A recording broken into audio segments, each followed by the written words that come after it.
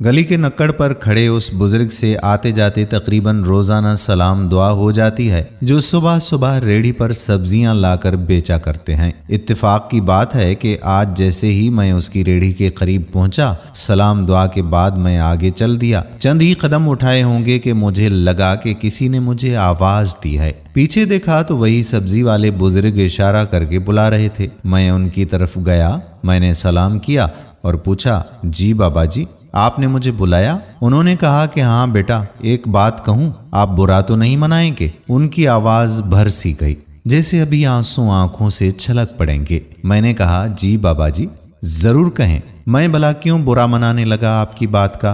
अब उनकी आंखों से आंसू गिरकर उनकी सफेद दाढ़ी पर जा रुके। मैंने कहा कि क्या हुआ बाबा जी, आप बताएं तो सही। उन्होंने बहुत दर्द भरी आवाज से कहा, बेटा, मार्केट में जो सब्जी आपको जिस कीमत पर पड़ेगी, मैं उससे भी आधी कीमत में आपको सब्जी दे दूंगा। जिस कीमत पे लाया हूं, आप उसी कीमत पर ही ले जाएं।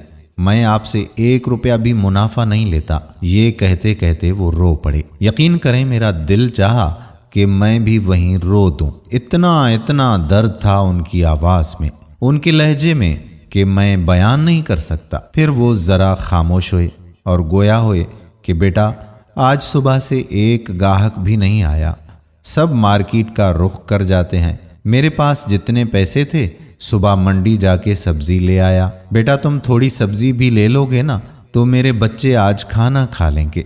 जितने भी पैसे तुम दो, मैं ले लूंगा, वरना मेरे बच्चों को फिर भूखा सोना पड़ेगा। मेरी बीवी और मेरी 2 बच्चियां हैं जो घर में इंतजार में होंगी कि कुछ ले जाऊं तो वो पकाएं। मेरे पास मजीद कहने को कुछ नहीं था। उनकी आंखों से बेबसी से गिरते आंसू और उनके लहजे ने मेरा रुआं झंझोड़ के रख दिया। मैंने उससे काफ़ी सारी सब्जी खरीद ली और उन्हें कहा कि उसी मार्केट वाले रेट पर दें। उनसे सब्जियां और कुछ फल लेने के बाद मैं घर को चल दिया। उनकी दुआएं सुनने के बाद मुझे जो दिली सुकून मिला, वो बयान से बाहर है। जैसे दिल से कोई बोझ हट गया हो। दोस्तों, मेरी आप सब दोस्तों से दिल से ये दरख्वास्त है कि खुदारा मार्केटों में बैठे हुए और बड़े बड़े स्टोर मालकान को तो अल्लाह पाक ने वैसे ही बहुत दिया होता है, उनके पास बहुत कुछ होता है, कोई कमी भी उनके पास नहीं होती, ना रुपए पैसे की और ना ही ग्राहकों की। इसीलिए कोशिश किया करें कि कहीं अगर कोई बुजुर्ग सब्जी फरोश या कोई भी आपकी ज़रूरत की चीज़ बेच रहा हो जो आपने वैसे ही मार्केट में जाके लेनी है, तो क्यों ना किसी मिस्कीन और गरीब शख्स से ले लें। ये वो गैरतमंद और वली लोग होते हैं जो किसी भी सूरत किसी के आगे हाथ नहीं फैलाते, बल्कि थोड़ा ही सही मगर रिज़्क़ हलाल कमाते हैं। आज हमने बड़ी बड़ी मार्केटों में 10 की चीज़ 50 में ख़रीदने को अपना स्टेटस सिंबल बना दिया हुआ है। प्लीज़ कोशिश करें कि ऐसे लोगों से अपने ज़रूरत की चीज़ें खरीदें।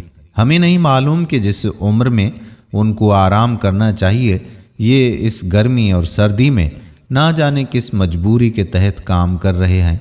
एक बात और कि अगर ये 2 रुपए ज़्यादा भी मांग लें तो कोशिश करें कि नेकी समझकर भेदभाव ना करें, शायद किसी की दुआ काम आ जाए। इन 2-4 रुपयों का मेरी और आपकी ज़ात पे तो कोई फ़र्क नहीं पड़ेगा, मगर एक गरीब के लिए ये बहुत मानी रखते हैं। ये गरीब और बुजुर्ग आपको उसी कीमत पे आपकी ज़रूरियात का सामान भी दे देंगे और दुआ मुफ्त में मिलेगी। फिर जो खुशी, जो सुकून आपको मिलेगा, आप सोच भी नहीं सकते। एक बार आजमा कर तो देख लें।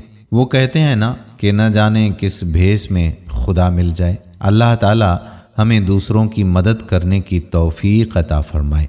आमीन सुम्मा आमीन या रब्बल आलमीन। आने वाली वीडियो तक आपका अपना मीज़बान कादिर बख्श कल्होड़ो आपसे इजाज़त चाहता है।